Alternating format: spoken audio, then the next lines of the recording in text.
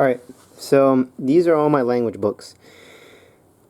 All of these books, and the reason why I'm sharing this is because I was just doing some cleaning, and I know that a lot of people that are in the language community always talk about books. They always talk about, well, what books do you use to learn languages? What's your process? What books? What resources do you? Blah, blah, blah, blah, blah. Everyone loves books. And it's funny because everyone loves books when they're in the polyglot community, and no one likes books for some reason. I feel like I'm one of the only few people that actually likes hardcover and physical books. I don't like this stupid, using your tablet type shit. Like, this is a Amazon tablet I had. I used this a while ago, and I just hated learning stuff on it. I like having a real book. Anyway, here we go. So the first real book I have is The Essentials of Quranic Arabic. I studied Arabic back in high school a little bit. I didn't really get that far.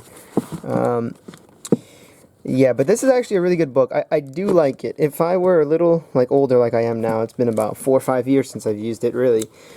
I would recommend this because this is actually a really good in-depth book, but it's not so in-depth that it's like it's not like even Weehawks Latin isn't that bad, but it's not like it's not as intense. It's not as intense as some of the more older textbooks. It's a really good book that I would use to learn Quranic Arabic. So Essentials of Quranic Arabic, this is the first volume.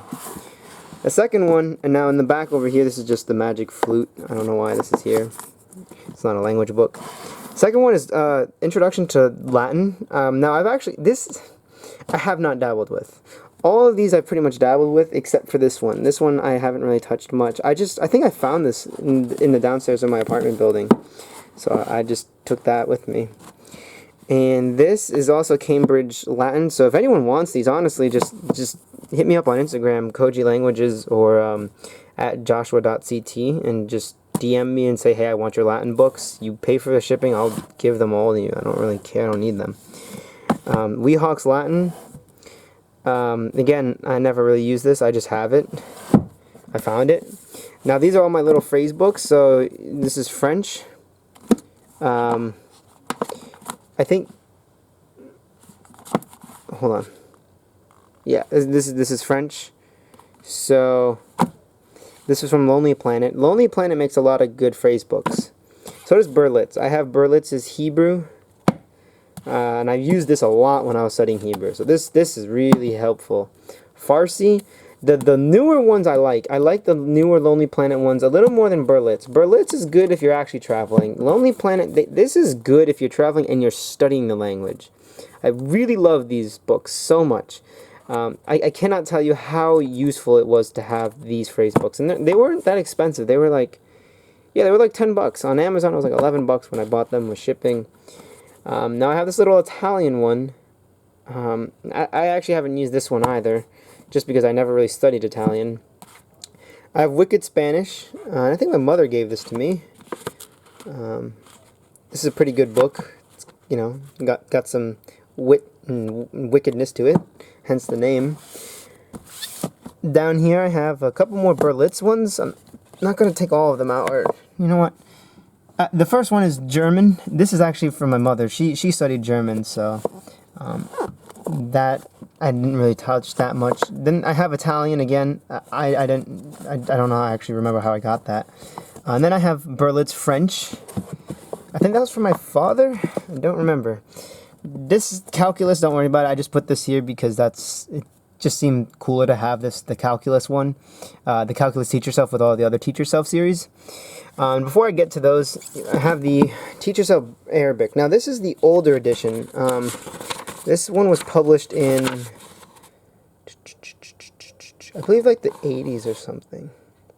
Yeah, first published 1986, reissued 1992. So this is like the 1990s, 80s edition. And I love this one a lot. I like this a lot more than the newer Teach Yourself ones. Just because it was bare bones. It was just Arabic and explanation grammar. That's all it was. It wasn't anything goofy. It was no BS, no chit-chat, just straight to business. Not saying that these are bad books at all. I'm not saying that at all. I'm just saying I like these just a little bit more. Then I have a course in Levantine Arabic. I was trying to study like Palestinian Arabic, and this is really this is a killer. I dabbled in a lot of languages. I never really studied. Well, I studied a few in depth, but not like Arabic was actually one that I did study in depth, but Levantine Arabic, the dialect I didn't really study that much, but it is really a good textbook. This is a really good book. If you are looking to learn a dialect, I highly recommend this book, A Course in Levantine Arabic. I believe I even have an Amazon link in my Levantine Arabic video or my blog. Now up here I have The Tale of Genji in Japanese. I bought this in Kyoto when I was visiting my parents, or my grandparents, and it's like a cool manga, you know, The Tale of Genji and all that. And then this is the CD that belongs to the Bulgarian Teach Yourself, and this is like a Spanish book. It's kind of old and ripped up. And then I have Ancient Greek. I didn't really study Ancient Greek. This was just a book, and I was like, why not? Norwegian, I dabbled with this language very briefly. Swahili, a little bit. I really recommend all of these books. I'm going to tell you right now, I can recommend to you guys. They, at least from my experience, they're good. I like them. They teach the language. They're good foundations, and they're not bullshit like stuff that you might find in other language books these days. Swahili, this one's really solid. Bulgarian, this one, I'm surprised that the Bulgarian one's bigger than the Korean one, and this has depth to it. Like, this actually is a really crazy teach yourself book. So if you're looking to learn Bulgarian, highly recommend this one. Now the problem with doing this with this type of camera is now I have to shove this in somehow, which is a pain in the tuchus. Oh my god. Alright, there we go. The Korean one, I like the Korean one. It's pretty short. It's small. As you can see, it's a lot thinner than the other ones. Pretty good. Dutch, I got this one at Strand Bookstore in New York. So I live in New York. So if you're wondering how I got all of these used, I live in New York City, and I find these at like local libraries in the used book section. Usually they'll be selling them for like a couple bucks as like a volunteer to support the library. I used to go after school every Thursday, I believe it was. I used to go every Thursday after school. I would go and I would buy these books. So I have the Korean, the Dutch one, which is good. French, this is what I mean by like, I'm not a big fan of the new ones because they're too colorful. That it uses a lot of ink, and it's just, I don't need it. Some people like it because they learn better with the visuals, but I don't. I even though I have ADHD, I like old books like this. This is my stuff, right? Now the Colloquial series, I'm going to show you my second collection of just colloquial books, but these are just a few of them. So I have the Persian one, really good for Persian, Farsi. Danish, this is the older edition, and it's really, really good. This was listed at $12, and I got it for, I think, $3, again, at a used library. Russian, this is how I actually started my polyglot journey. As you can see, there's lots of notations here. I got pretty far with this. I really liked this book. It really set me on the right path towards learning Russian. Don't try and speak to me in Russian anymore. I don't remember shit. It's been years. Icelandic, again, I got this at a bookstore, and you might be thinking, well, how the hell do you find this at a bookstore? I live in New York, so somehow there's people there. Now, this is a cool one. This is one that I'm fascinated by. It's Aboriginal. And I know if someone actually is like, you know, has Aboriginal background from Australia or anything like that, you know, it's not a language. It's not one language. It's a set of languages.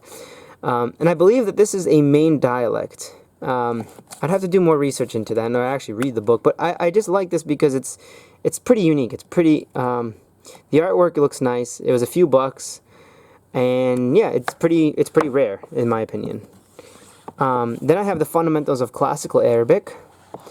I supplemented my Quranic Arabic book with this one right here. Then I have all these Arabic audio guides, Living Language, highly recommend them. Really good. Then I have this. I bought this at a Japanese store in Midtown in Manhattan. I don't want to take it out because, again, it's going to be a pain in the ass to put it back in. But this is a good book. It's basically, 1,400 words, kanji, and vocabulary and stuff, and it gives you good examples, right? That's pretty much the gist of it. Now, oh, someone's calling me. I have to decline that. So this is a Ladino dictionary. I got this at the Yiddish Book Center, and it's a pretty in-depth dictionary. Now, a lot of it is, honestly, it's just Spanish Ladino, closer than German is to Yiddish, but it's still really cool. I have Mandarin. I tried learning Mandarin for a couple of weeks, gave up. Super hard language, not going to do it, not worth my time, wasn't that interested. Let me see if I can put this back. Okay. This is a Yiddish phrase book. I recommend this in my blog as well. Now this is actually pretty cool. This is the Communist Manifesto. Der Kommunist Manifesto in Yiddish. So it's all in Yiddish. And I bought it a while back in high school. Yeah, it's all in Yiddish. It's a pretty cool book. Not going to get into the politics of all that stuff, but it's a good book. Now this Hebrew, living language Hebrew, good book. And these are just dictionaries. Now I'm going to bring y'all to where I sleep. And this is where I make my videos at the moment. So yeah, this is the Bible. I've just been reading that kind of lately. Okay, so this is a continuation of my language books. These are the books that that I've read recently. And this is for my business. So I mean, you know, The Dip, Think and Grow Rich. I'm not going to get into that, but these are all other books. Although there is one language book up here, and this is Die Katz der Payatz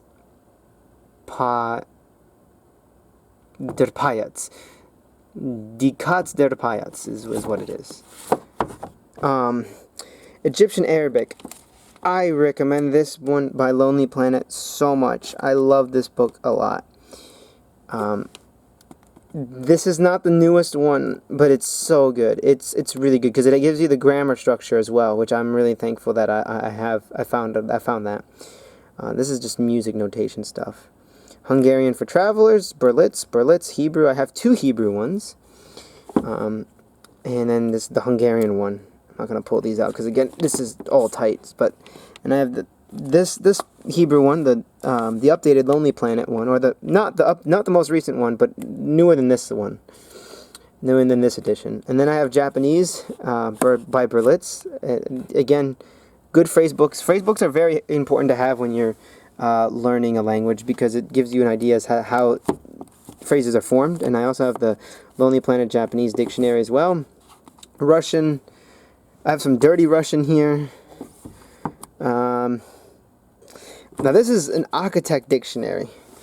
And this is really cool to have because, again, it's a rare book. Not many people. You're not going to find this at a Barnes & Noble, basically. And this is Iraqi Arabic. I got this on Amazon. I think it was like 20-ish bucks. Spanish for nurses. So this is like medical phrases. Spanish again. Spanish is a language I actually took very seriously since I have a Guatemalan, Latino background. Easy Arabic grammar. Again, when I was studying Arabic, I didn't use this one that much, so I can't really vouch for it like 100%. Yiddish slang and idioms. Like, I actually haven't used this one a lot. I just have it for the meme of it. And then there's the living language Hebrews, beginner and advanced. And as you can see, I did a lot of studying with Hebrew back in the day. This is street Spanish. If you're actually planning on being in like Latin America or dealing with a lot of like Latinos and stuff, this is actually a pretty good book because it breaks down. I'm not sure maybe as to most recently because it's been a while since it was published, but it's a pretty good book because it gets you familiar with like some slang and stuff and short abbreviations. Modern Hebrew and Essential Grammar. This is the old edition. I have an updated edition in my Best Books to Learn Hebrew blog. 501 Russian verbs. Good video right there. Or not video, sorry, book.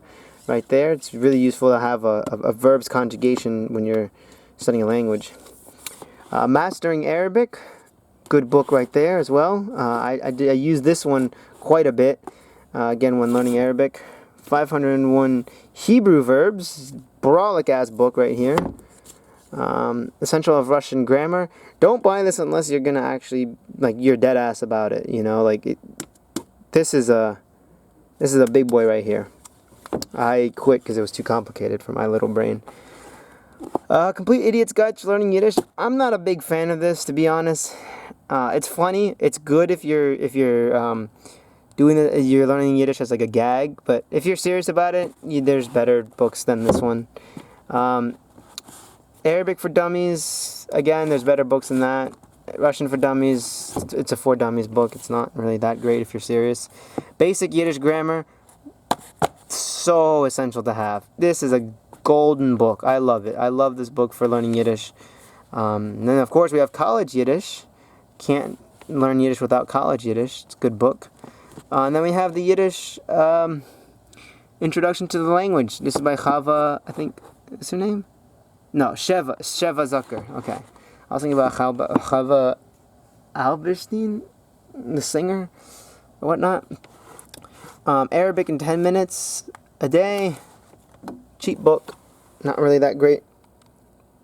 If you want something quick, you might want to look into it. Russian Grammar. Schwam's Outline. It's a, reasonable book.